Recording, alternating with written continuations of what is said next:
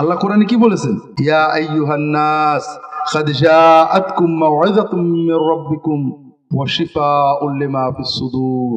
হে মানুষেরা, মানুষ সব দুনিয়া, হিন্দু মুসলমান বৌদ্ধ খ্রিস্টান সব মানুষেরা শোনো, তোমাদের কাছে ওয়াজ এসেছে, ওয়াজ আল্লাহর পক্ষ থেকে। সেই ওয়াজটা কি? কি? কোরআন।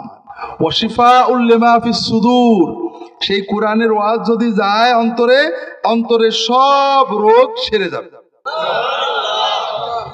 অন্তরের বড় রোগ শিরক, বড় রোগ বিদআত, বড় রোগ হিংসা, বড় রোগ লোভ, বড় রোগ অহংকার কোরআন পড়লে থাকে। আমরা আপনাদের কল্প সাফ করাই, অনেক অজিবা টজিবা দিই, কানাকাটা হয়, কিছু লাভ হয়, কিন্তু হিংসাও থেকে যায়, লোভও থেকে যায়। আর কোরআন একটু পড়েন মন দিয়ে, দেখবেন অন্তর সাফ।